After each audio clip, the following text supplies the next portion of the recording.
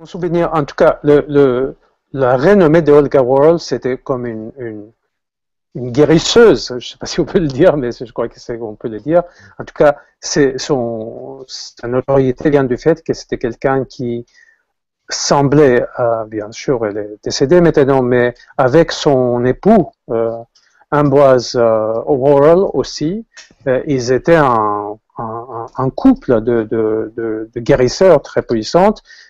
Bien sûr, ils étaient aussi dans une optique religieuse, spirituelle, et ils s'appliquaient de aider les autres par la prière. Et il y a eu, bien sûr, dans différents contextes, il y a certains chercheurs qui sont intéressés à Olga Worrell.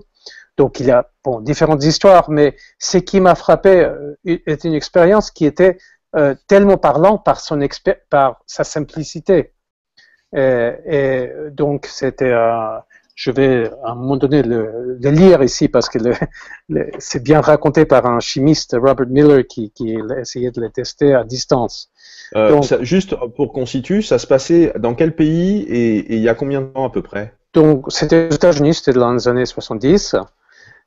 Donc là, enfin, le siècle dernier, j'ai encore du mal à dire, à penser le XXe siècle comme le siècle dernier, mais c'était voilà, en 1970 à peu près. Enfin, je vais les sortir devant mes yeux là. Je vous donne le contexte.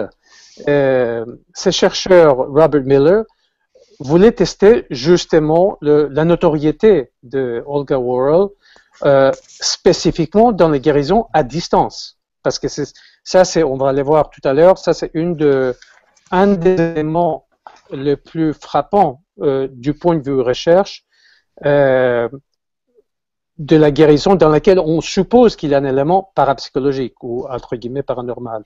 C'est que quand ça arrive à proximité de l'autre individu, c'est-à-dire le guérisseur juste en face de l'autre, on peut toujours soupçonner, ou tout au moins n'est pas très sûr, par rapport à un sort d'effet placebo. Est-ce que le guérisseur, par une sorte de suggestion, sans le vouloir forcément, mais il fait des gestes, il fait des prières, des choses, est-ce que le guérisseur arrive à introduire une sorte de suggestion au patient, et les patients, sans le savoir, déclenchent une sorte d'auto-guérison inconsciemment, et en fait, le guérisseur est simplement porteur d'un message d'espoir, mais il n'a pas une guérison, on peut dire, physique sur l'autre individu. Simplement, il porte un message.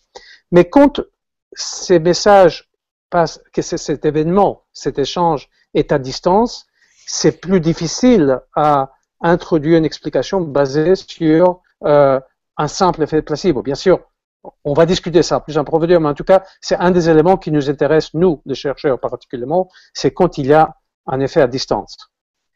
Mais en plus, pour aller un peu plus loin, quand en plus le système qui est guéri ou le système qui est influencé à distance n'est pas un être humain qui peut interpréter, qui peut comprendre, qui peut être à l'écoute de l'autre, mais c'est un système, par exemple, des bactéries ou des souris ou voire des plantes, là c'est beaucoup plus difficile d'évoquer l'idée d'un effet placebo comme explication.